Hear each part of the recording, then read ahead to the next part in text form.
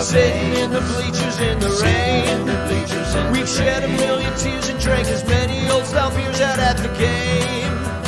Let's go Cubby, Son Ranto with Michael, Son Ranto and Crawley, Son Ranto and the lovable loser. Son Ranto with Michael, Son Ranto and Crawley, Son Ranto and the lovable losers. Son Ranto. Son Ranto. Oh, Dude, I don't have the lungs for that shit. At the beginning of the scream, I was like, oh my God, Michael Cotton's going to lose his job. There's no way that this fresh sound is going to come out of Crawley's voice. And then it just like the baseball negotiations, just fell apart right in the middle. It petered out. Hey, welcome to the Son Ranto Show. I'm Danny Rocket, and we're here, of course, as always, with Mr. Crawley's Cubs and a very special guest on the show, in for at a band concert of his children, Michael Cotton. We have Sara Sanchez from Bleed Cubby Blue, and also the Cup of Cubby Blue podcast, which I also participate in.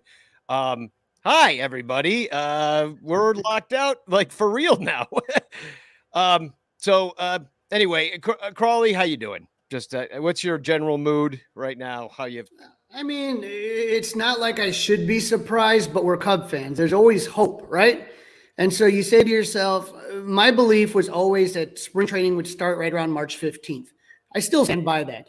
I still feel that has a possibility, but I'm just annoyed because this to me is very much like watching someone with like a really bad addiction problem. You're watching somebody you love hurt themselves and they won't stop. And there's nothing you can do. And that's what it feels like to me. I'm just sitting here watching baseball, death by 1,000 cuts. Just frustrating. You know, baseball is the meth of sports, basically, is what you're saying. Sarah, how you feeling about it? Are you mad? Are you disappointed? Are you ready to grab the pitchforks and the flaming torches and go to New York? How you feeling?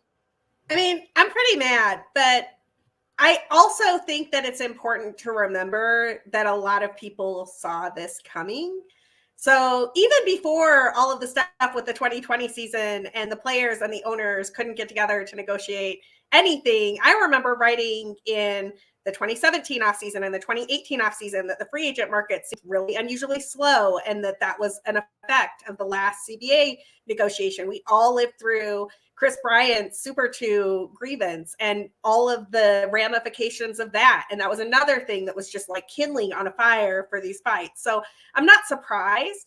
I'm angry. I think that this is a symptom of a broader overall problem in our society with just the audacity of billionaires, man. Like, I am so over billionaires. Like, we don't need any of them. And I am sick of living by their whims and rules. And we can get into that as we talk. But I guess I'm frustrated. I want there to be baseball as much as anyone. But I think it's really important to couch that frustration in the fact that if the players don't have this fight now, things only get worse and the game gets worse. So I am going to stand with the players. I want them to get everything that they deserve. And man, the owners can just... Am I allowed to swear on this show? Oh, this is the Son Ranto Show. Of course you fucking can, God damn it. Right. The owners can go fuck themselves. I'm over it. There you go. You know, Sarah, you brought it up, and this is really the roots of this really, start heating up around the 2016 CBA, right? The last time that went through this. But, then all of a sudden COVID happened, 2020, and then 2021 was partial fans and all sorts of rules and regulations.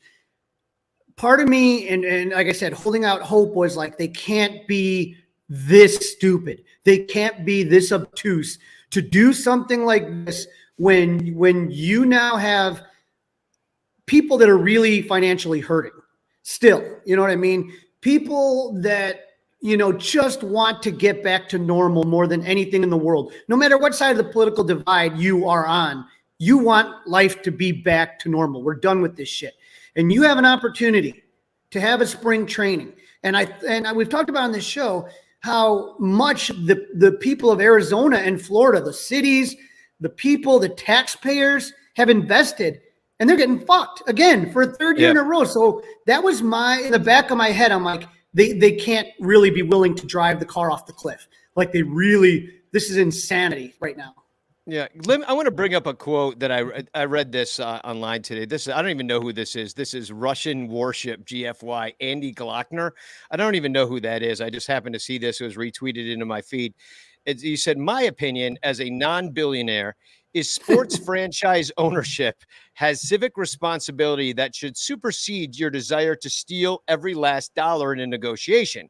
You're all filthy rich. You got much of what you wanted. What the hell are you jeopardizing games for?" And I think that's pretty much exactly what you just said, Crawley. It's just like you've been through this thing 3 years in a row. You've got an antitrust situation. You are the national pastime, and you just don't care because what are we talking about?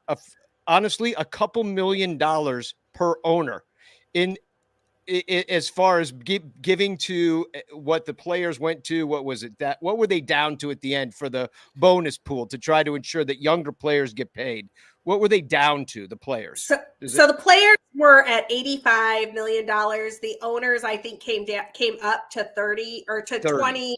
No, they came 30 they came up to like 30-ish basically. There's like a $55-60 million gap between the two. So you're right, it's about $2 million per owner. I guess the owners could also make the argument that the players would like the competitive balance tax threshold to rise at a rate at least that of inflation. Like right now, the owner, I love how the owners are fine charging us more for tickets. They're fine charging us more for beer. They're fine charging us more for They're fine charging us more for jerseys. They're fine charging us more for parking. They're totally fine with all of that. The one thing in the universe that they do not think should go up in price ever is the competitive balance tax threshold, which they think should just be flat. They think they wanted it to be flat at the current rates all the way through the next CBA. It has not risen at the rate of inflation. I read from Travis Sawchik earlier this month that if the CBT had just gone up with the rate of inflation over the last 10 years of deals, it should be at $293 million. That should be the first barrier threshold. And and it's not there. It's not close. You know, I forgot to announce that we're going to have a guest on this show later from Joe from Obvious Shirts, who never raises prices on his shirts. In fact, they only go down in price. He only puts them on sale. They're $30, and that includes shipping. Then they go down. He's going to be by later on in the show to give us his top 11 rejected Obvious Shirts idea. I forgot to mention that.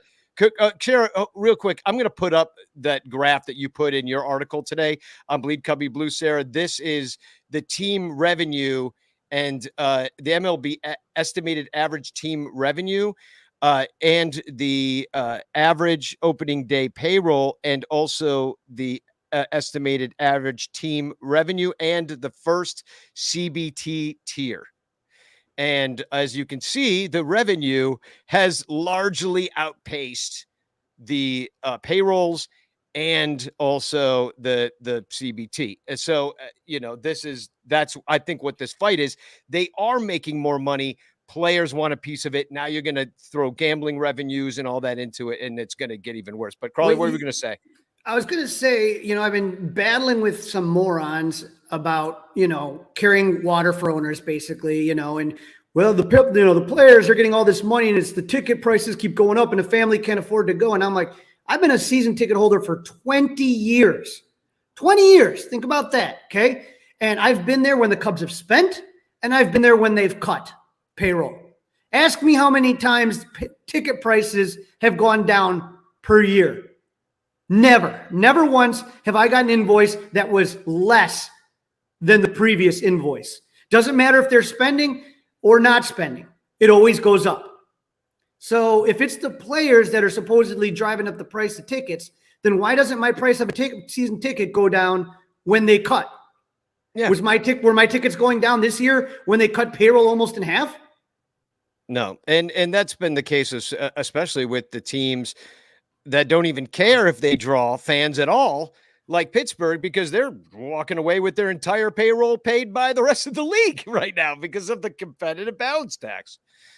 So, well, and revenue sharing and TV deals, right? I mean, it is a very profitable venture to own a Major League Baseball team. The big market teams kick a certain amount of money into a pot that goes to the small revenue teams. The idea being that if somehow the Chicago Cubs, the Boston Red Sox, and the New York Yankees did not give money to the Tampa Bay Rays, the Pittsburgh Pirates, and the Colorado Rockies, they would never, ever be able to field a competitive team. But there's no strings attached to that money. They don't have to spend that money on payroll. And in fact, they don't, which is why the MLBPA currently has a grievance against MLB and against a number of small market teams, including some of the ones I just named, to combat unfair labor practices, because they are literally taking revenue sharing money and not putting it back into payroll. They are taking TV money that is not going back into payroll. Part of the reason the owners are so intent on expanded playoffs is because there's $100 million to be split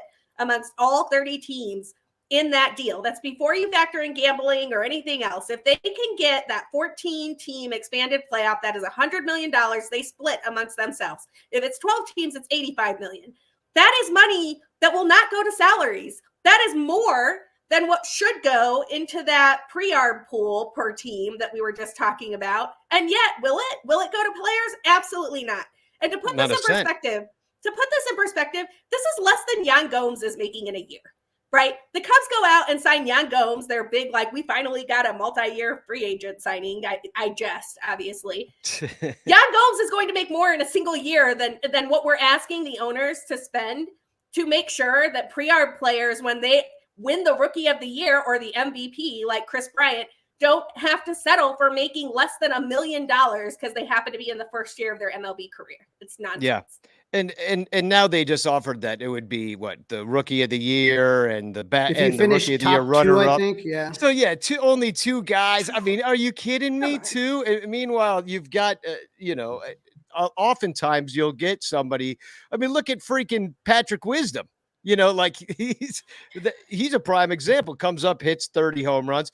Frank Schwindel too. I mean, that wasn't even a full year of service time for him. So I want to back up just slightly and to Sunday night. I just want to, because there was a little bit of hope when I couldn't believe that cynical Twitter somehow got duped again by Bob Nightingale. Like, I don't know how we did. I mean, even me, I was like, hey, Bob's like breaking stories here. Like, what's going on? So I read, I'm on Twitter and I see Bob, this is at midnight Eastern time, tweeting out, it is now midnight and no one is moving as the two sides moving ever so closer. I'm like this, he's trolling us, right? He knows that we think he's boob, and he's got to know. He's got to be fucking with us. He's got to be. That is my favorite Bob Nightingale tweet ever. Because when I saw that, put it back up. When I saw that, my initial reaction was, is he wrong if nobody knows what this tweet means? And I honestly sat and thought about that for like 5 minutes. I'm like, Bob Nightingale always has to be wrong. Is he wrong if we can't figure out what this tweet says? Yeah, I mean, it's kind of like a haiku that, I don't know. It definitely is the sound of one hand clapping kind of thing. Now, and then a lot of the players, though, are pretty angry, okay? Because what they are saying is that it was the owners feeding this to Bob or whoever else to make it seem, this is close, but at the very end, the players just wouldn't accept it. When the players are saying, no, we weren't close, and B, they tried to get a lot of shit in the deadline that wasn't in before, this wasn't happening. Yeah, and I've got a few of those player statements. I don't know if you put any of these in the brand here, but I have a couple. Let's see. There's this one from Lance McCullers. He says it's mind-blowing these dudes legitimately caused these issues and continue to lie about it. Walk out on us in Dallas, lock us out, don't speak to us for 6 weeks, take weeks at a time to respond to our proposals, clearly don't care about fans, baseball, or the game. It's exhausting. So these guys are just trying to play baseball, and they're and now they have to become professional negotiators, and then Mike Trout, he went out there and he said on Facebook, actually, of all places, he doesn't have a Twitter. I want to play. I love our game, but I know we need to get the CBA right. Instead of bargaining in good faith, MLB locked us out. Instead of negotiating a fair deal, Rob canceled games. Players stand together for our game, for our fans, and for every player who comes after us. We owe it to the next generation. And Jay Hay came out too. And this one's a lot longer, so I'm not going to read the whole thing. But he went more into, that when he saw Rob Manfred out there, and we're going to go into his press conference, Jay Hay said the look on his face is a sigh of relief. He thought the players were about to accept the deal, and we were going to start the season, which all along he did not want to start on time. And I thought that was interesting that the players are saying that too, because we've been saying that here in the fake press that they don't care about April games because they don't sell well. They could give a shit. They're screwing over spring training. They don't care about that. They didn't even pay for those stadiums. The city of Scottsdale did. Then you got now they're not really losing money. First of all, they're not losing any money at all. They're just not making any money. They're not making any money until May. So they could give a shit about the April. So, I mean, I just threw a lot out there. The players know it, thoughts. And it was really ironic that the second that Manfred came out and said, we're bumping the first two series, it was immediately wiped on the, if you went to your MLB team app, those first series were gone in my app. So I have an app, the app Ballpark app, where I have all my tickets in. And so see if I could show this really quick. I don't know if it'll come through here, but if you're looking here, these are my tickets. They're right here. And if they load them all into your phone. Can I see the barcodes just to make sure? There you go, buddy. Truly your tickets. There you go. No, I don't believe you, Carly. Show me the barcodes. If you take a look here, this is now, you see, I'm going to be in Arizona. I'm still going. Fuck the owners. Not going to ruin my good time. And then you could see they got opening night being Thursday, April 7th for the home opener against the Brew Crew. Yeah. And Corey F. asks a really important question. Okay, is that, are you getting refunds? The Cubs very quickly, I know that the Padres put something out very quickly that said we were offering refunds for anyone missing games. The Cubs did not. And then the next day, we got this email. Okay, and basically what the email says is you have the option to receive a credit or a refund for your tickets through home games. You have to complete a survey. When the pandemic happened in 2020, I had already paid up. And I said, you know what? You can keep the tickets and I'll roll it into my account for next year. No big deal. No big deal. This time I said, fuck you. Give me my money back. I took my money. You don't know. I mean, you don't know how long this could go on, because I think what's interesting about the players and them having the social media, we've kind of on the show with Sarah, on this show, Son Ranto show, we have talked about over and over again how the players have a voice this time. And it seems like it kind of has, what's the word for it? A mass, what's that called? A critical mass to it, where it's possible that this thing could get a momentum in and of itself. The union will run out of money to pay these guys, at least to stem some of their personal losses for a while. But I don't think they have a year's worth of money. What are they giving them? $15,000 a month or something like that? I mean, that's pretty good. I mean, yeah, I don't think they're paying that to all players. I think that they're being selective about who is getting those stipends, which is important. I also think that my understanding with that money is that the MLBPA has basically been sucking away their licensing fees for the last 5 years. They knew this fight was coming, and that means every time that you buy a jersey, like a Jason Hayward jersey or a Wilson Contreras jersey, a part of that revenue goes to the players because it is their name that you're buying. And that portion has been socked away in an account for precisely this day. And Danny, you brought this up. I actually have this later in the show notes, but I want to bring it up now because I think it is important. During the two press conferences yesterday, and I know that we'll talk about the tone and tenor of them. I wrote a piece about that today. The moment that jumped out at me more than any moment in both of them, even more than Rob Manfred opening his with laughter, which was just shameful and awful, is there was this question that was posed to both Max Scherzer and Andrew Miller, the player representatives who were at the table with Tony Clark and Bruce Meyer. And the question was, So how long can the players hold out here? Are you prepared? And the question didn't even finish before Andrew Miller just jumped in real quiet, very, very stoic and said, we're prepared. And I got the distinct impression that the MLBPA knows this is it. Like, if you don't take a stand now, the structure is going to, they're already not getting all the things that they should get. They're already, the deal, if it was signed today, would be an owner-friendly deal. The reason that if you took everything that the MLBPA wants, it would be a win for the owners. The owners would still make more money than the players, and the players wouldn't get a fair share, and the players who are youngest wouldn't get enough money. It is an owner-friendly deal right now. And the players know that if they don't take a stand right now, they will never get that bargaining power back. And the owners know that if they can make the union break, they can break the union. And that is what this is about. So, and we've been looking at this kind folks. of thing.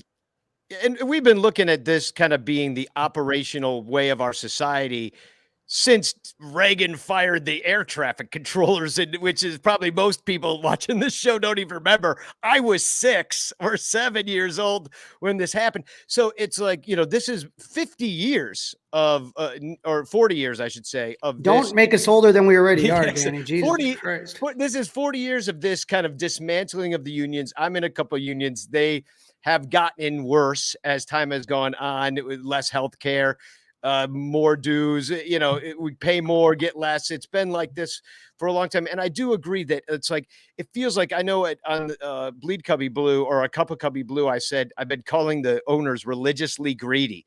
And I was thinking about that. And I think it's more an operational greed. Like, they are operationally greedy. It is more of like, it's like a mantra. It's like, Ayn Rand sits on everyone's shelf there, and they must be the masters of the universe, because this is the garbage that gets these billionaires off. It's all about who can beat who can be the most powerful of the billionaires, and take as much power as they can. It's a small club, 30 owners, 30 in the whole world. You only got 30 people that own baseball clubs. Well, think about the owner of the Cubs. The owner of the Cubs is Joe Ricketts. Okay, Papa time. Joe. Make no mistake of that. And for those of us in the Chicagoland area, Joe Ricketts bought a media outlet here. What was the name of it? Curbside Chicago curb. Somebody put it in the chat. Somebody in the chat. My brain's not working, but Curbside. Literally, he bought this outlet, and then the second they unionized, he closed the whole thing down. Fucking just shut it down. Yeah, that's what it's all about. It's operational. God forbid the ushers at Wrigley Field try to form a union. They'd close it down and move to Arlington Heights with the Bears. Wasn't that the precursor to Block Club Chicago? I can't remember what it was called. Yes, it was Block Club, not Curb. It was yeah. whatever came before Block Club, and I remember it's before Chicago DNA. Yes, Chicago DNA Info, and the day it went dark, and this is so brutal. Like, if you're a writer, you know how important that archive of your past work is to demonstrate to other people what you have done and what is out there. And no writer has like every single piece they've ever written downloaded somewhere. Like, my pieces that I've written for Fangraphs live on Fangraphs. My pieces that I've written for Baseball Perspective live on Baseball Perspective. My pieces that I've written for Bleed Cubby Blue live on SB Nation's Bleed Cubby Blue website, right? And so when those things go down, you're kind of relying on that archive to stay up. And if I remember correctly, the Ricketts obliterated the archive. The archive was just, every story that had ever been written was just gone, which is horrifying.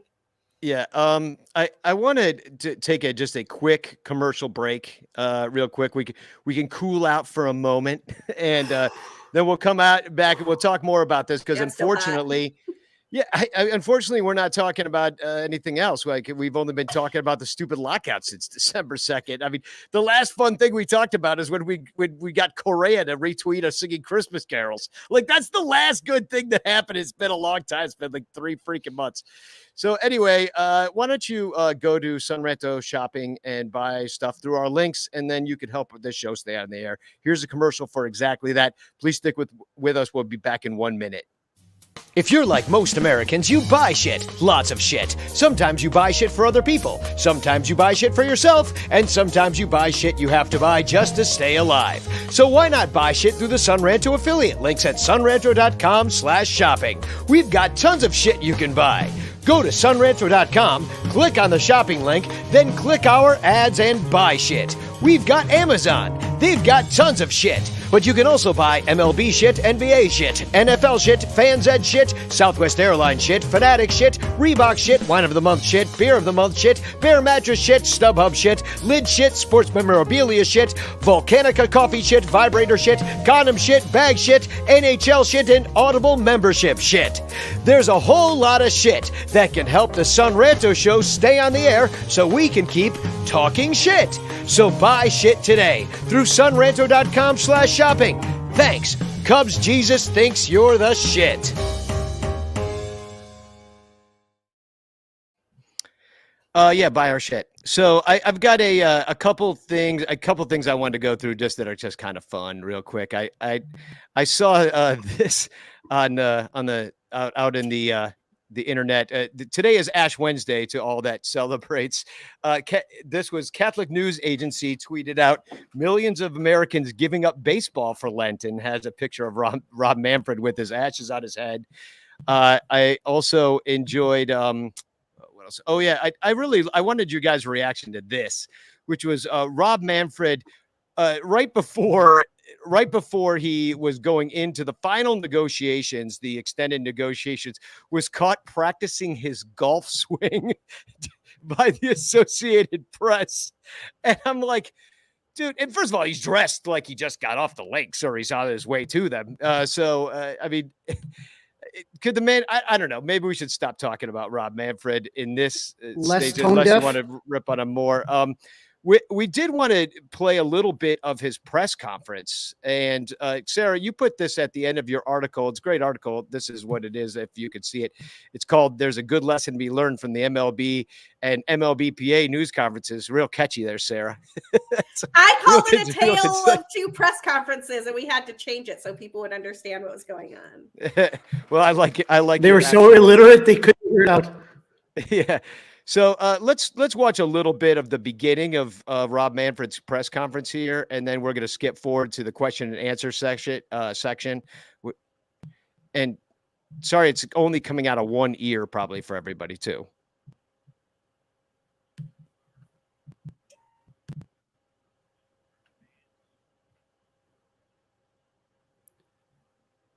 Even Manfred doesn't want to help the Sunranto Show. I think he's locked us out of his audio.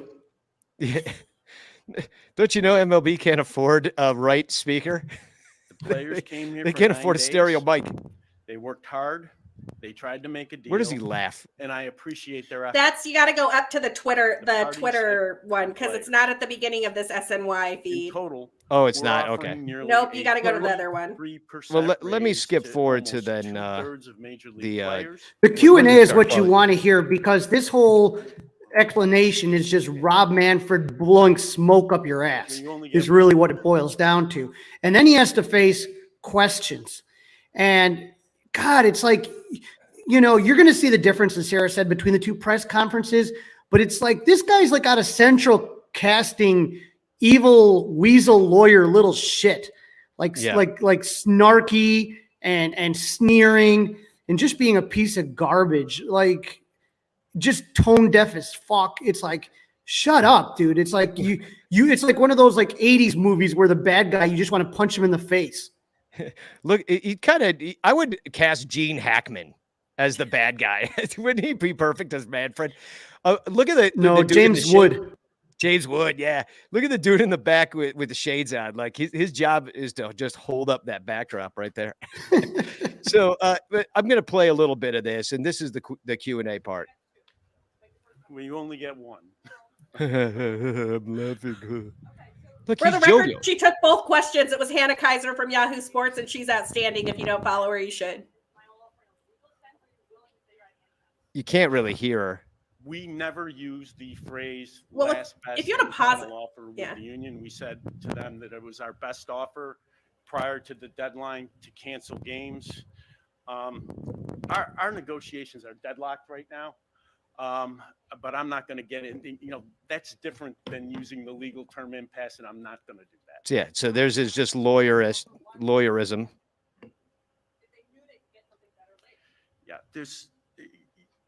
look, I think that take it or leave it in a negotiation is not something that I think is usually productive. I think always at the end, there's a little wiggle room somewhere. And I think that we like to keep the idea that we're willing to go back to the table and figure out whether we can make an agreement. I'm going to stop it right there real quick. To me, that's a lot of lawyerese or something that he can't say they're at an impasse, because that would mean that maybe the federal negotiators would need to come in and something would have to give at this point. But I think what is kind of interesting or enlightening about what he's talking about is the wiggle room aspect. And if there is wiggle room, where the hell was it? And if he's saying that wasn't their final and best offer, why did all we hear was this was MLB's final and best offer? Right. Like, And it's basically exact what you opposite. I feel like I'm living in freaking Brave New World where everything's left is right and right is left and up is down. But that's the follow-up question is if it wasn't your best offer, why would the players take it if there's more that they could get? Yeah. And yeah, exactly. So here, let me try to share this again. Should I keep playing more? Sarah, do you have? I actually want to point out one other thing there that is really interesting. Eugene Friedman, who is the counsel for the National Air Traffic Controllers Union and also a baseball fan, posts on Twitter a lot and has been talking a lot about what's going on with these negotiations at Eugene Friedman. Definite must follow. Had a thread this morning or late last night, I'm not sure which, about why he felt that language was so particular and why MLB could not be at an impasse right now. And I'm just going to read part of his thread because I'm not a lawyer and I want to make sure I don't mess any of this up. He says, the subject is something called permissive subjects. We've talked about mandatory subjects, wages, hours, terms and conditions of employment benefits before. Those come from with the duty to bargain in good faith. But permissive subjects are different. Permissive subjects are things that go into the CBA that are not necessarily things that have to be negotiated on. And in the most recent version of the CBA that the players rejected, there were 2 permissive subjects that did not need to be in there, which meant that it's impossible for them to declare an impasse after this particular iteration of a deal. And one of those was that MLB wants the ability to be able to change the rules of baseball with just 45 days notice. Like if they want to make the bags bigger, they want to be able to do it with 45 days notice. If they want to implement a pitch clock, they want to do it with 45 days notice. The point is that as long as those permissive subjects are in there, they can't declare an impasse. They can't bring in a federal negotiator. And here's the secondary part of this that Eugene did not tie together here, but I'm going to. 2 excellent Blue Jays reporters, Shi Davati over at The Athletic and Ben Nicholson-Smith for Sportsnet Canada, both had items this morning after they talked to Ross Stripling about how the deal that the owners gave to the players to as their final best whatever offer that was not their final best offer had language in it that was new, that the players felt was the owners trying to slip something past them. Totally. That is, can you imagine you're in like the last minutes of a CBA, the deadline is approaching, and the other side's just like, yeah, we're just going to throw some language in here that we're that happens in government spending bills all the time. Oh, let me build this bridge over the Sashakachi River or whatever it is. You know what I mean? That happens all the time. And that's actually kind of what I predicted the day before, that I didn't think there would be a deal done because they would get all this framework together and then there would be one last minute thing and they'd be like, oh, one more thing. And they would add something in there that would be just like a non-starter. Let me play a little bit more of this this press conference or the Q&A afterwards. Can you guys hear it? I can hear Manfred. I can't hear the questions, but that's okay.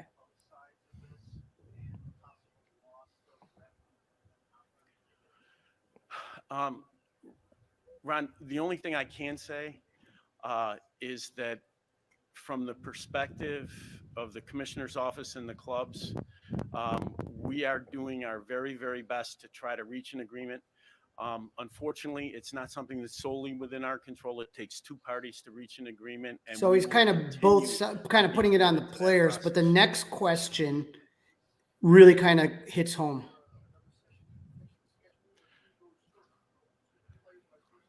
All I can say, nothing scheduled right now. And we made a proposal this afternoon.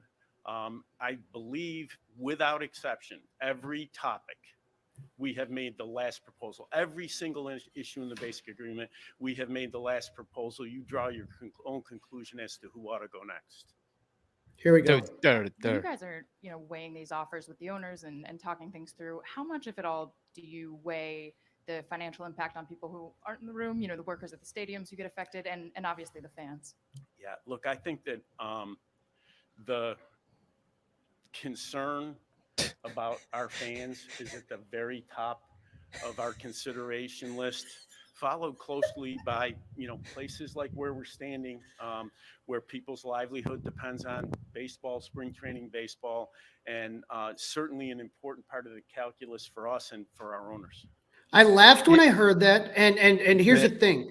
He I don't had want such to trouble saying the word concerned because he's not concerned. He's like, say, what would a concerned person say? Oh yeah, I'm not gonna blast the reporter because I don't know who said it, and I want to look more into it. But did that not seem like the biggest softball asked question? I think it was, but also, who has a consideration list? It's at the top of our consideration list. Nobody talks like that. That is not the way normal people use words and language, Rob.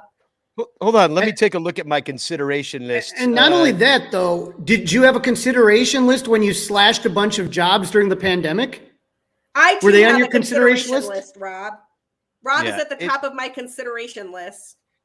Yeah. Do you guys want to consider kicking him in the ass? Do you guys want to hear more of this, or it sickens me? Like, I already watched this and I was like, ugh. Get to the next one. I like it when he starts getting uncomfortable.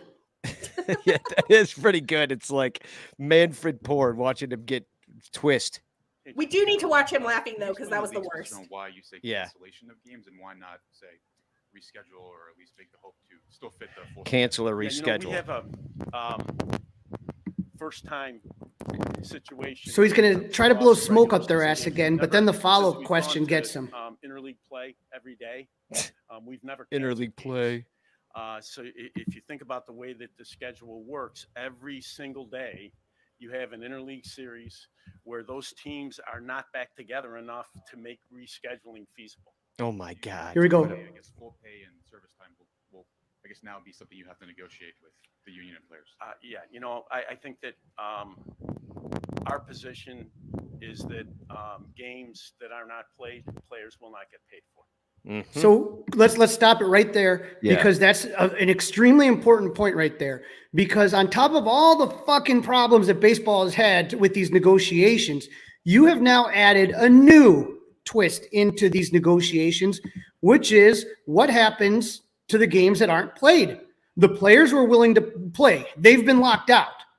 So Manfred is saying, we don't think they're getting paid and they're not going to get service time credit. That's something that has to be negotiated. He can't unilaterally make that decision. So it's interesting that he brought that up in that press conference because he knows this. Yeah. Oh, yeah. 100%. Like he doesn't get to just say, "Oh, I'm sorry, the calendar." The calendar means that we have to cancel games and therefore you don't get paid. Well, that is going to be actually. All right, we got a frozen Danny. So but again, as it kind of gets into the interview a little bit further, I don't have control of that right now. But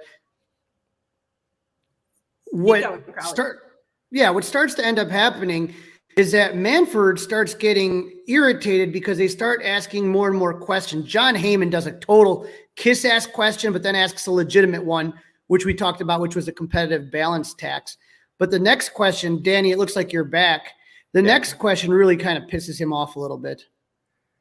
Okay, let me try to share that again. I think I'm having a couple technical difficulties here. Yeah, Danny has the real problem of being in lovely Mexico. Yeah, I'm in Mexico, not having so the best internet right now. Which yeah, I would trade my internet for Mexico. Yeah.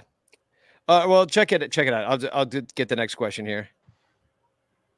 Rob, obviously there were some good things in the deal. The So, players. here's the ass kissing. For a 20% rise for the minimum players, the minimum paid players.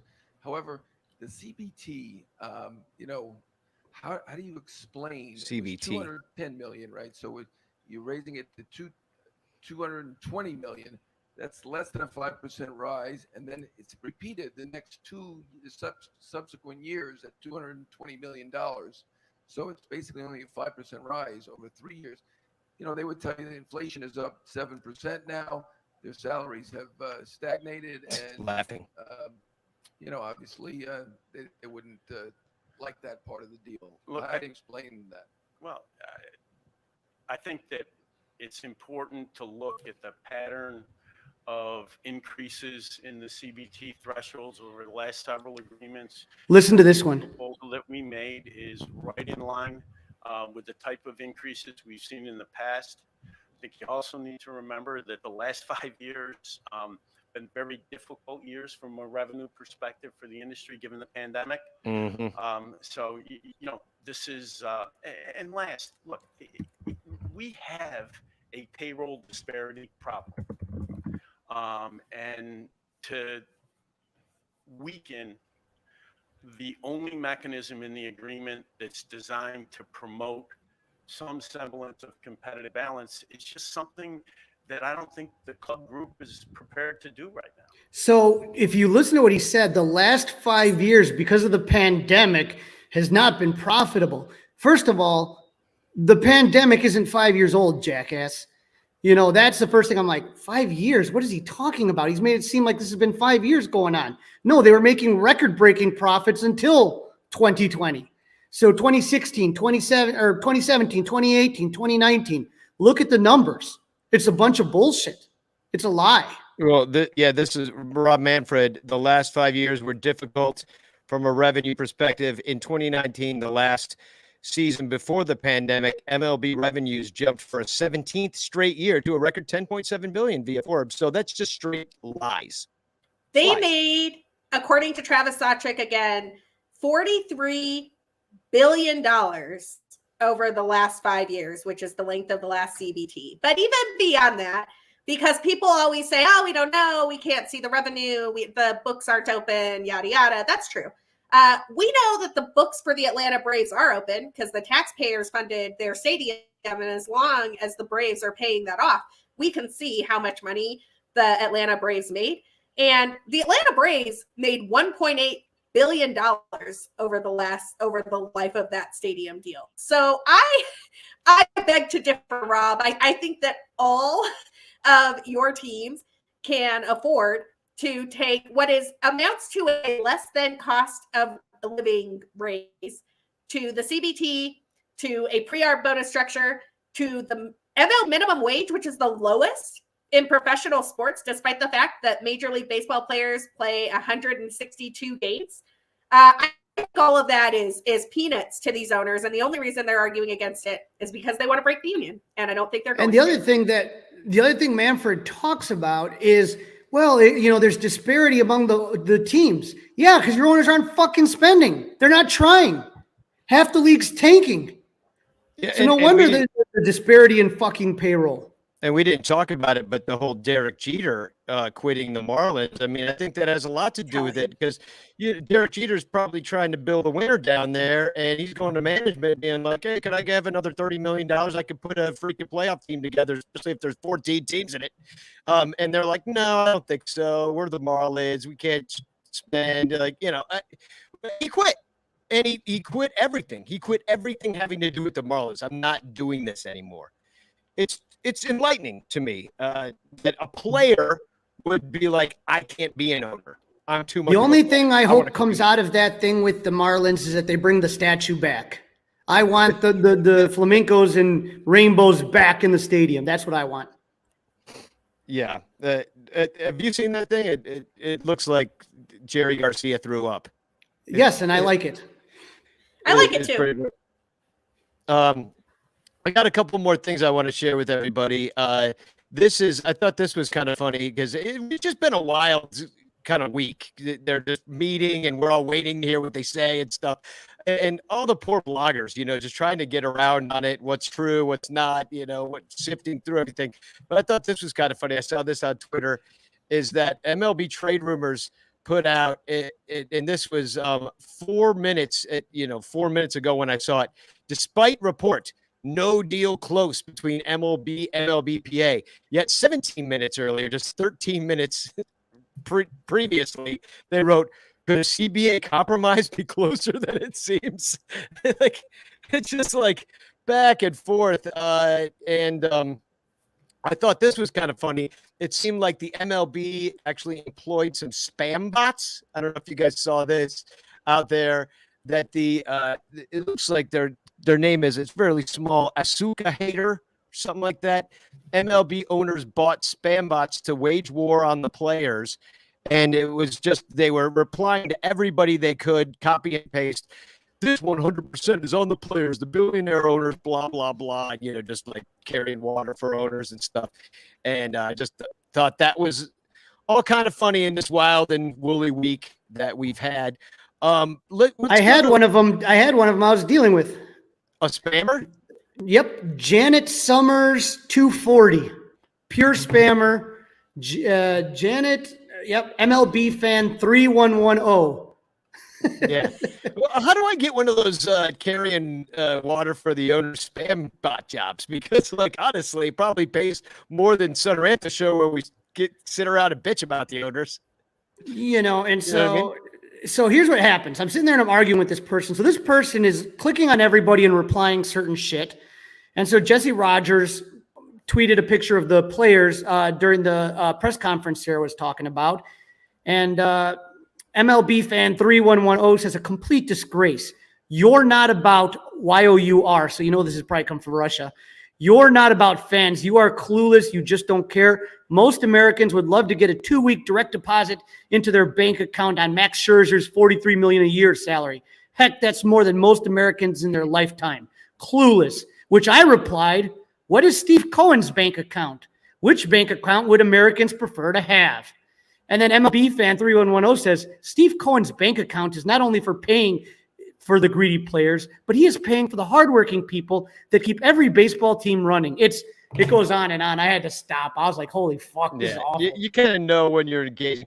We're going to have to take another quick break. And then when we come back, we're going to have Mr. Joe from Obvious Shirts. Not Mr. Joe, I guess. Might as well. Let's call him Mr. Joe from now on. But first, just a quick commercial break for Sun Ranto Swag. We'll be right back with Joe from Obvious Shirts. And also, I wanted to say, I am giving away a Frank Chance postcard on the show. I forgot to mention it. If you type in the word #Chance with a capital C, like the name Frank Chance, into the chat, I will send you this snazzy Frank Chance postcard with a little message from me to you. And I might even tell you I love you. So #Chance into the chat, whether you're watching on Twitter or Facebook or YouTube or any of our socials. And here's a quick commercial for Sun Ranto Swag. We'll be right back with Joe from Obvious. Do you like having sex? Me too. That's why I always wear my Sun Ranto Swag shirts every time I'm looking to get some. It's the only t-shirts guaranteed to get you laid. Knock boots in your shankless shirt. Bump uglies in a Ranter long sleeve. Ride the skin-busted Tuna Town in a Dabbing Cubes fan shirt. Take gold one-eye to the optometrist in your bull penis awesome attire, or smash pissers in a Spagog shirt. Sun Ranto Swag shirts are just like people. There are many different sizes and colors to choose from. Plus, at Sun Ranto's Swag Store, you'll find vintage John Baker Day, Designated Hater, and Matt Cameron drawn rally titty designs on everything from shirts and hoodies to baby onesies, bags, and hats. Go to sunranto.com/swag and check out all the sexy styles guaranteed to get you laid. You'll be stuffing the soft taco in no time. sunranto.com/swag, guaranteed to get you laid. Wearing Sun Ranto Swag products not guaranteed to get you laid. Sun Ranto Swag is not responsible for your sex life. Sun Ranto Swag is for entertainment purposes only. I would like to welcome to the show a man whose shirts have been getting him laid a lot longer than me. It's Joe from Obvious Shirts. Hey, Joe, how you doing, man? What up? What up? After seeing that commercial, I think I'm gonna just quit. Stop. Either that, or you can hire Danny to do your marketing. Yeah, trust me. Yeah.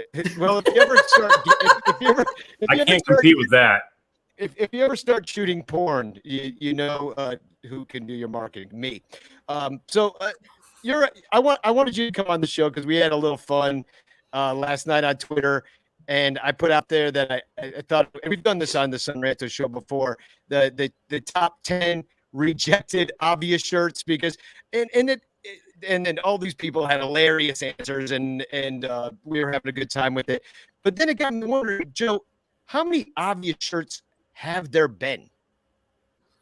That's a good question. I know. So like just as many as I've ever designed to put for sale, I've designed for people of all different types, reasons, events, not for sale, like or that I didn't sell on the website.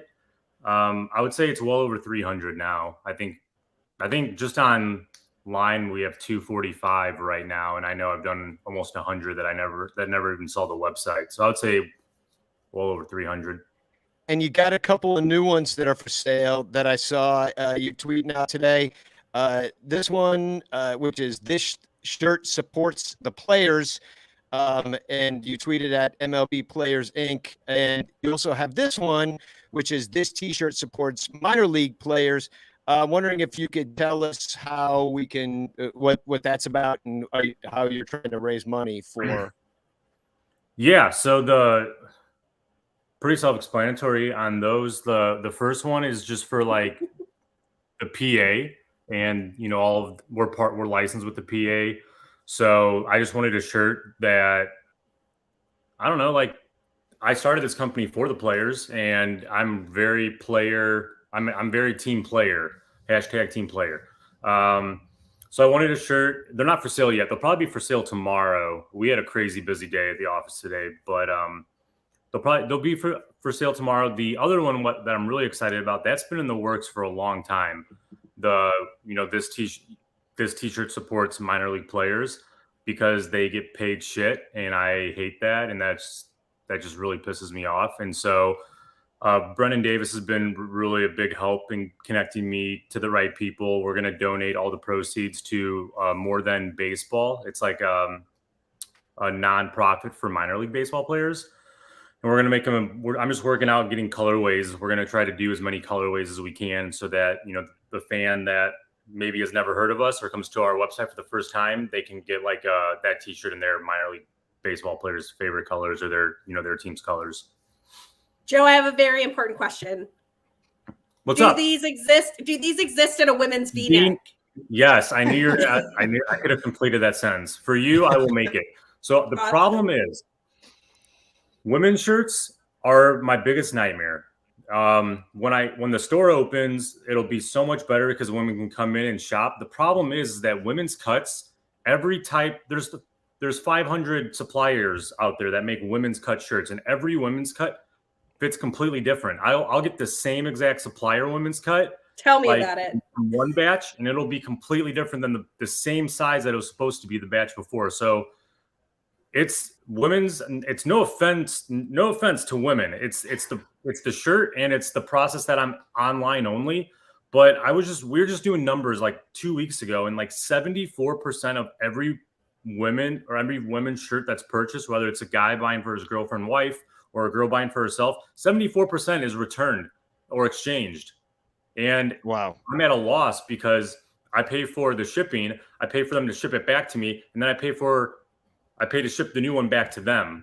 And we've had multiple times where it's gone back and forth a couple times because we try our best to communicate. But yes, that was a very long-winded answer for you.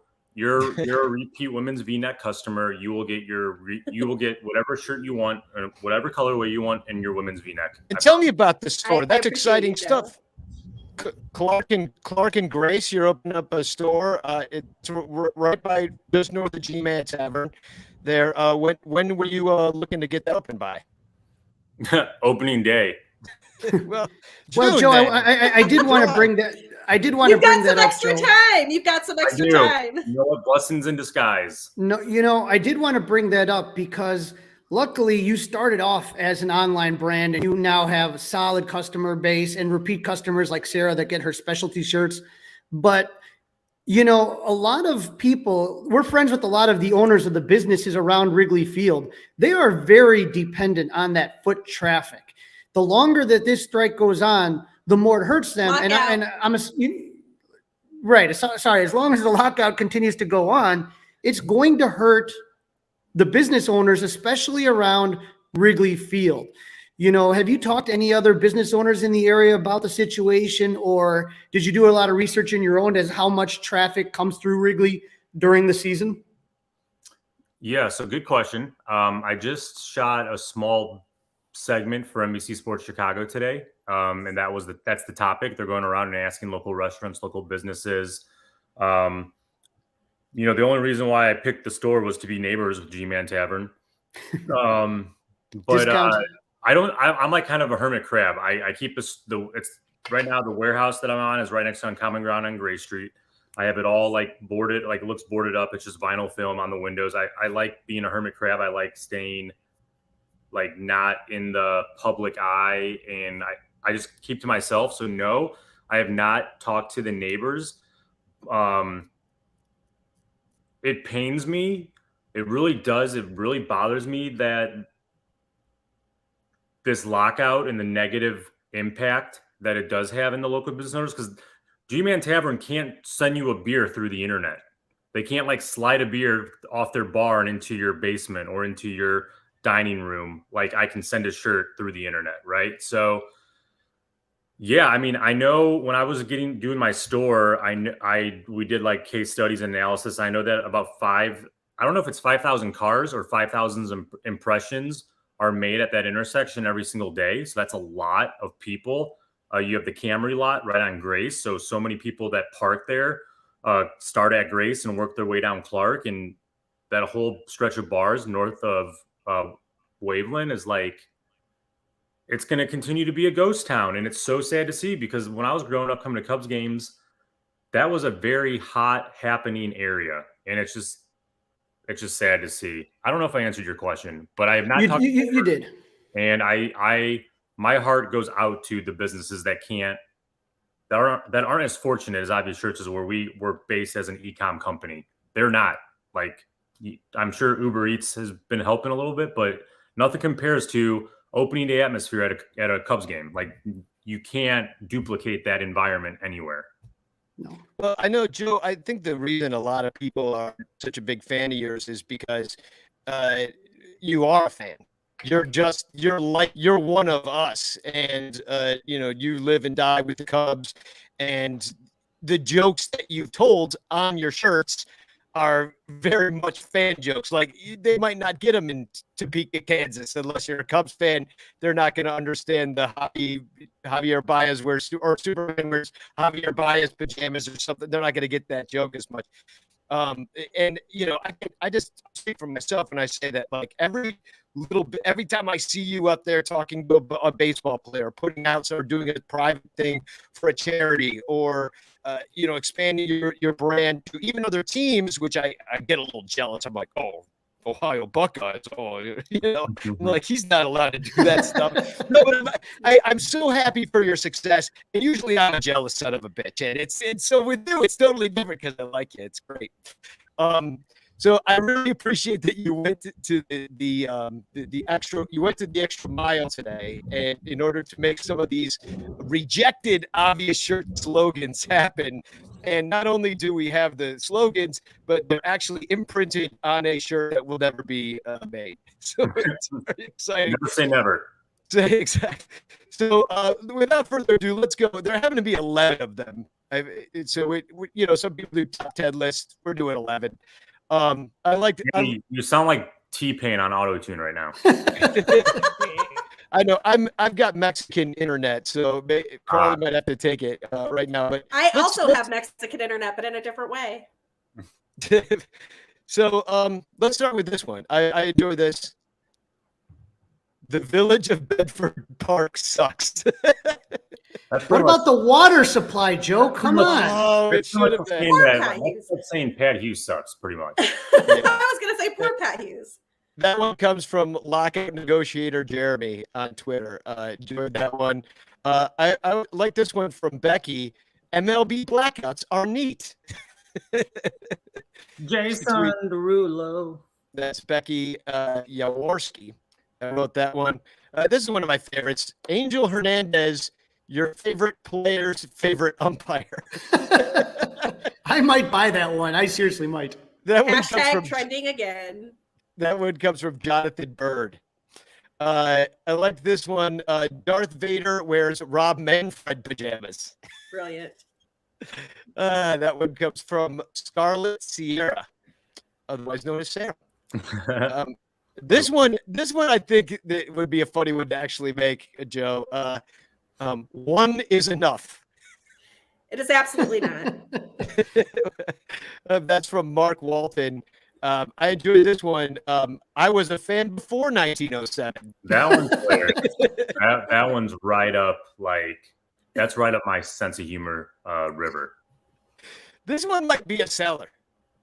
That one comes from Furious George. He had a couple. Shout out Furious George. Furious George is always dropping heat on Twitter and fire tweets. Keep doing your thing, Furious George. You're awesome. Nice. I need to follow Furious George. Seriously. Yeah, I like some of his other ones. We high five with 3 fingers. It's like a Mordecai Brown. That's Cap Anson. I didn't get that one. Oh no, I didn't get that one. That's Cap Anson. His name is Cap Anson. Oh. And I still call the Cubs the White Stockings. I still he really was a fan before 1907. I still call it Weekman. I like that one. That's a good one. And overall doesn't wear overalls. He had as well. He was just a sleuth. Furious George. You got to hire that guy. I enjoyed this one. It's gonna get me blocked finally, but blocked by Zaidman. It's just hopefully he's not watching tonight. That one. I got to be like the last person that's not blocked by Zach Zaidman. I am not blocked. I am, and I don't know how. I don't know how that happened. All I did was in a thread where people were talking about being blocked by Zach Zaidman, I replied, "What did you do to get blocked by Zach Zaidman?" I was blocked. That's all you got to do. That's all you got to do. Now you get a shirt. I didn't know. I didn't even know there was the subculture of Zach Zaidman. Like, I'll be honest. I'll catch radio when I have to catch radio, and I do love listening to Pat Hughes. But if I can get access to video, I will always watch the Cubs game via watching the television or my phone screen or monitor or my computer monitor. But you have to enlighten me or fill me in on the Zach Zaidman stuff, because I don't know much about him, and I don't know about this undertone of that he just blocks everybody. That I think it's Zach. I'm going to let one of the dudes who is not blocked by Zach Zaidman explain this, and let's see how long they're not blocked. How can you block Sarah? Who blocks Sarah? Zach Zaidman he's a New York guy. What's that school of journalism in New York? Big one, but Tisch, NYU. No. So he sits there and he is a basketball announcer, and he was the Bears beat reporter. And Mark Grody used to do pre and post game, and he used to fill in, but he would never be allowed to do play-by-play. That was when we had the infamous Coomer inning in the 5th inning, when Pat goes and pees and gets something to eat. And so all of a sudden, after 2017, they decided at the Score to switch Zach Zaidman on the Bears beat and Mark Grody, so they flipped. And then it just seems like Mark kind of just has a very calm personality, kind of like if you're going to do pre and post games, especially Cubs post games, you got to just kind of take it with a grain of salt and have fun with it. And Zach takes it super serious, and he name searches. Mm-hmm. So if anybody is saying anything about him, block. It's like, dude, relax a little bit. You got a sweet ass job. What are you getting all upset about? Yeah, I did. I do remember. I think I was coming back from the golf course one day. It was the Cubs were playing. Well, it might have been the Pirates or whatever. I got in the car and I put the Cubs game on, and I was like, this was probably in 2017. This kind of lines up. Did he start doing the 5th inning in 2017 or 2018? 2018, yeah. Okay, so it's probably 2018, but I remember being like, who is this? Like, it was totally not, I mean, I'm not going to hear to shit talk Zach Zaidman, but it was not, it just wasn't normal. It didn't sound normal, and it sounded very, not rehearsed, but very Trying to, like trying really hard. He was trying really, really hard to really. intense. He's kind of one of these guys that talk like this all the time.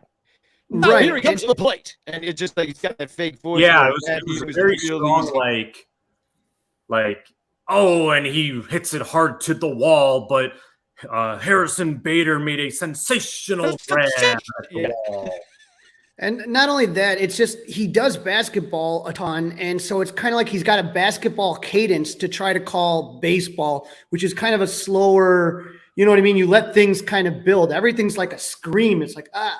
The other thing that drives people nuts, and it's called the Zackle Cackle, is that every time, like you know how they mess around like Pat and Ron, and all of a sudden you'll hear this in the background, and you're just like, what the? Yes, and it just drives some people up the wall. Yeah, it's a rough laugh. Yeah. So they should like if you want to call a baseball game, they should like Pat Hughes should have his own university. Like that dude is perfect. It does not get any better than Pat Hughes. Agree. Goat. Yeah, they should study Pat Hughes. I also think that that's part of the issue because you go from listening to Pat Hughes, who just has this voice that you want to listen to forever. By the way, I am still waiting for Pat Hughes to start a game with his White Claw thing, like the White Claw ad, and then say, "There's no law when you're drinking the claw." I would kill to hear Pat Hughes say, "There's no law when you're drinking the claw." The analogy is like when you're driving on the highway going 85 for 2.5 hours, and then you get off the ramp and you get off a side road going 30, like for 2 more miles. That's the transition from Pat Hughes to anybody else. It's like, it is. What am I doing? Like this is miserable. I was just going 85 for 2 hours, and now I'm like, I cannot handle this. I have a really big pet peeve with driving and drivers, so that was the best. That was the best thing I was going to do. Well, let's get through a few more of these in my Zach Zaidman voice. Let's try. How about this one from Brian? St. Louis is exciting. Me. That was from Brian Swanson. How about this one? Rob Manfred is a good commissioner. Absolutely. Yeah, that's not getting printed. That one comes from our friend Cub Smurf. Nice avatar, Cub Smurf. Yeah, that's good. Man Clown. And then I stand with the owners. That one comes from comes from a couple of people. Seth Kennedy, yeah, and also Ben Wells, who I also know. I know both those guys. And then Seth's a good interaction on Twitter too. I got to give a shout out to Seth. Absolutely, yeah. He talks to us over here. Obviously, a huge Cub fan. And how about this one? This is the final shirt. Tom Ricketts is my favorite Cub. That one comes from Brian Nairby _D. And I wanted to point out a couple other ones that we might have missed. I like this one. Moises Alou is calm under pressure. About this one, Matt said, "I only pee in a trough." And, that one I think you could actually sell. I would buy that one. Yeah, the reason why I didn't mock that up is because that would not like that's not like cold cut rejection. That's like very doable, very possible. Yeah, I'd buy that. And then this guy had a bunch. Dave Bayer, left field bleachers are equally as good as right field bleachers. I love the left field, right field sucks bleacher debate. I will die on the right field sucks hill because I am a left to left center fielder until the day that I die. Amen, brother. I like this one referring to Ernie Banks. Playing 2 today seems excessive.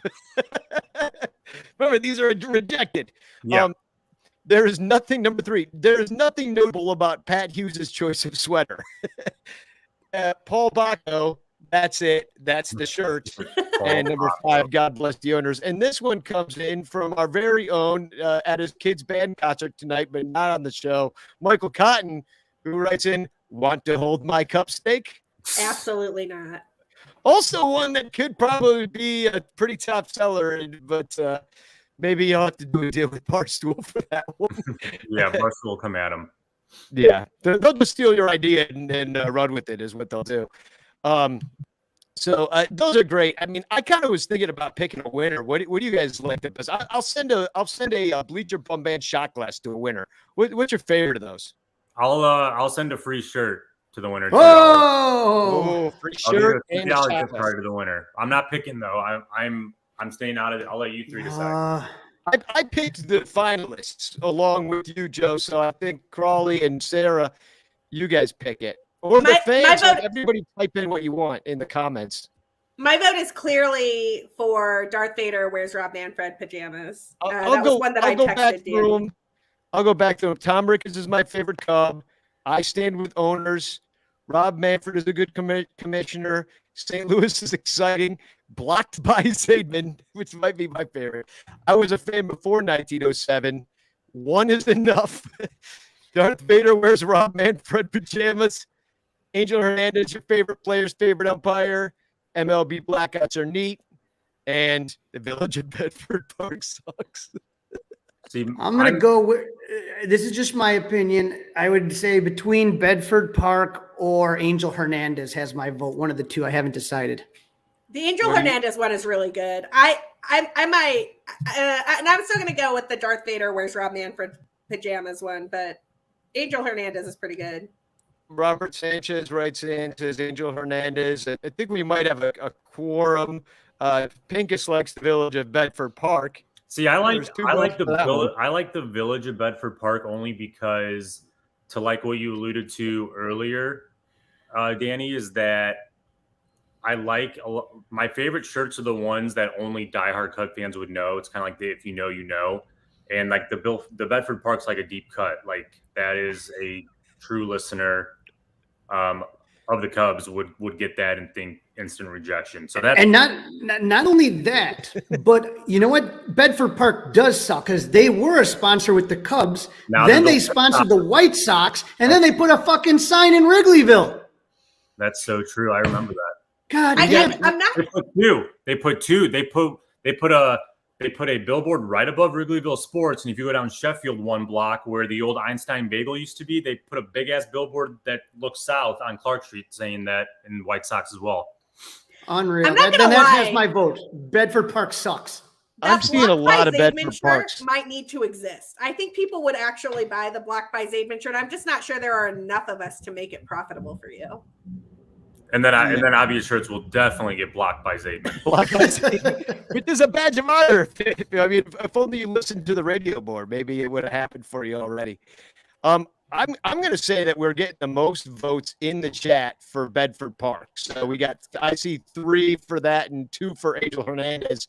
And so I think we got to go. And then Joe, you said you like the deep cuts. This is a deep cut kind of show. So I think we got to go. We got to go Bedford Park. I think it's just congratulations. We'll go Bedford Park. Angel Hernandez will get a $15 gift card. Yeah, what a guy. Second place. So Village of you're the Bedford best. Park. I'll get in touch with you, small ZZ3214 on Twitter. But you just won some shit. So congratulations. Joe, I know I speak for all of us when I hope that the store is a big success and that, we get a freaking season sooner than later so that you can open the damn thing and get some customers running through there. I'm so happy that you're right by G-Man because that's kind of one of my main haunts. Yeah, meet up at G-Man. Yeah, I was going to say, Joe, I'm going to be at your store a lot because you're like 3 blocks away from my apartment. Yeah, Sarah's going to be trying on the women's cuts all day. I see Sarah walking around Wrigleyville all the time when I'm in my car going to work, and I don't scream I don't want to embarrass you. But next time I'm just going to scream Sarah as loud as I can because I've seen you probably 20 times just walking around the stadium. I walk a lot. I have a route that takes me like up by the ballpark to get coffee, and then I have another route that takes me down by the lake, and I get 5 to 8 miles almost every day. Do you take Waveland over to like Clark Street and then it's south on Clark Street, or I take Halstead to Waveland, and then I take Waveland up to Sheridan usually, or not Waveland up to Sheffield. Sorry, not Sheridan. And then I like head over towards the park and walk around that way, back down towards Grace. Yep, I've seen you like probably 5 or 10 times walking south on Clark between Grace and Addison. Yeah, that tracks. I do that almost every day. I think I've run into you. I must have run into you at least 3 or 4 times just this winter. walking around. Yeah, she was Yeah, on Danny and the I are just gonna start recording Cup of Cubby Blue at the marquee. We're just gonna like bump On a into each street other, corner. host a podcast. It'll be fine. Just put a table and chair right on the bricks, right in front of the marquee. It'd be hilarious. Yeah, we should. I think I'm going to wait for the weather to get slightly better before I decide to do anything outside for more than an hour. I mean, it's not like they need the ballpark for anything else for a while. We might as well use it for Exactly. something baseball related. Exactly. Well, Joe, I really appreciate you coming on the show. You rock. Keep doing what you're doing. We love you. All the success in the world, I hope, falls in your lap.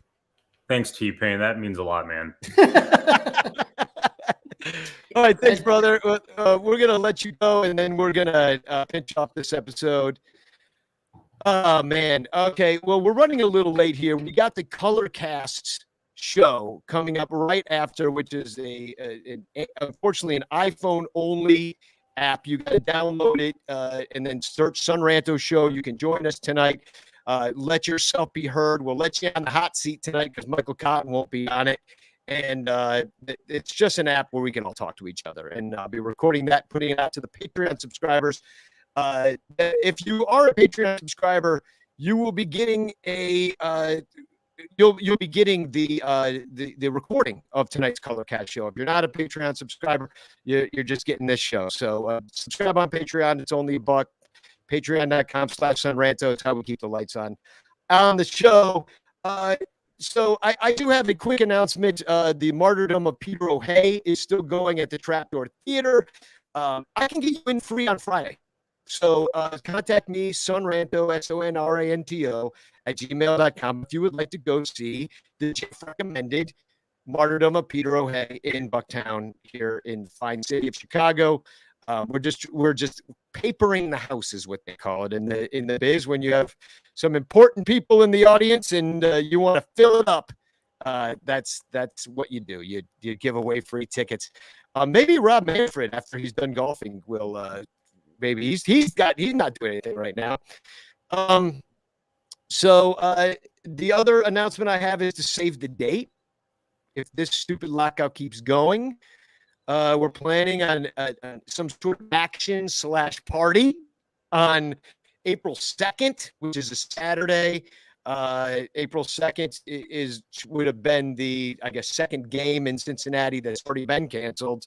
Opening day, of course, would be 2 days later on Monday, but I figure if there's no opening day, people don't want to come down to Wrigleyville on a Monday. So we'll do it on Saturday when it's more convenient for people. Maybe we do a little protesting. Maybe the Bleacher Bum Band plays. Maybe we do a round table. Maybe we do all sorts of things to get together and, show that the fans have power and not let them ruin our good time. That's how I'll put that. So anything else to add? I got a TFC to pinch this thing off unless you got I got a flexion cube. I say we just do the one TFC and we pinch it. All right, cool. Well, I see you've got one too, probably, don't you? Yeah, I do have one. Let me see what I got one as well. I'll go first. Ryan Spader said, Rob Manfred is an anagram for Mr. Boner farted. And now you know. So, yeah, Mr. Boner farted is an anagram for Rob Manfred and vice versa. So David P. Sampson got into a trash talking thing with Jeff Passan, talking about how baseball teams aren't very profitable. And so Jeff Passan asks and David P. Sampson says, I could enlighten you all day, but your narrative would be lost. Let me know when you spend one day actually running a team. Name the day and your platform. And Jeff Passan said, David, you ran a team because your stepdad owned it. If you don't know, David P. Sampson's stepdaddy owned the Expos, got that franchise trashed, and then he trashed Miami. Yeah. Good job, David. You rock. Way to go, brother.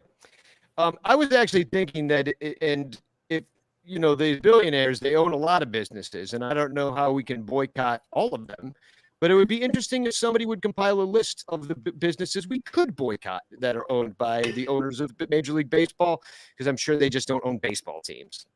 But it might be difficult. Beyond what they actually own, and I think this is a great idea. We can put together an MLB boycott list. That would be outstanding.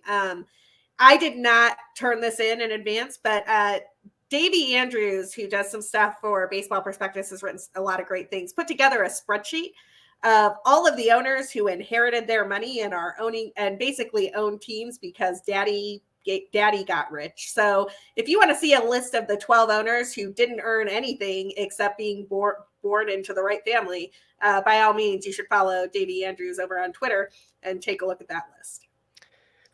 Okay, we're going to give away a postcard, hashtag chance in the chat right now, and I will share this screen. Do it now, or forever hold your peace, because this is the moment. This is the moment. This is the time. All right, who's getting the postcard? Here it goes.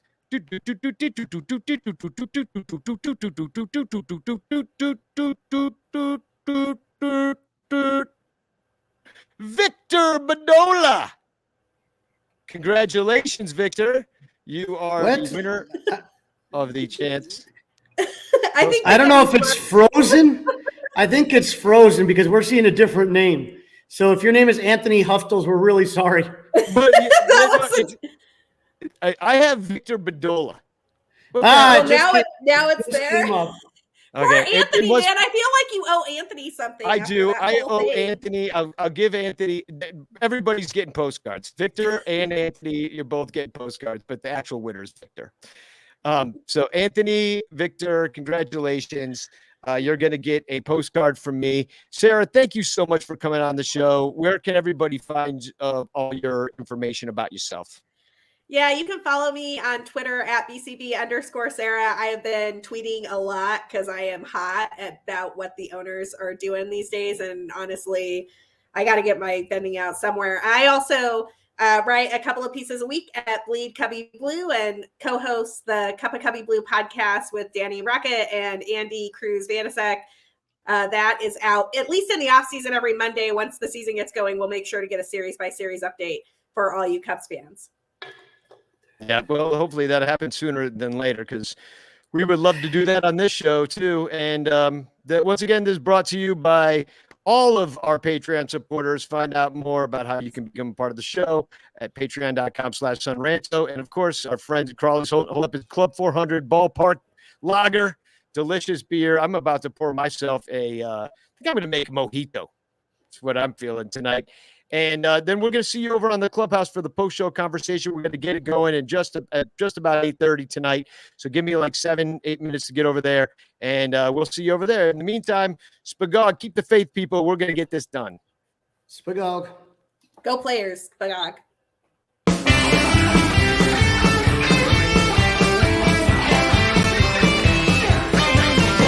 Rob Manfred likes opening days in winter. Likes baseball games that don't go on too long. Rob Manfred likes more offense from the hitter. Likes juicing up the ball and hitting dogs. Intentional walks with just a finger. And old umpires who are always blowing calls. Likes the National League DH. But one thing Manfred hates. Rob Manfred hates baseball. Rob Manfred likes a pitch clock for the pitches. Batters who stay inside the box. Likes lessening the ball drag with lower stitches. And half the teams making the playoffs. Rob Manfred likes pitchers who face 3 batters. And not paying minor leaguers at all. Like the catch so block the plate. But one thing Manfred hates. Rob Manfred hates baseball.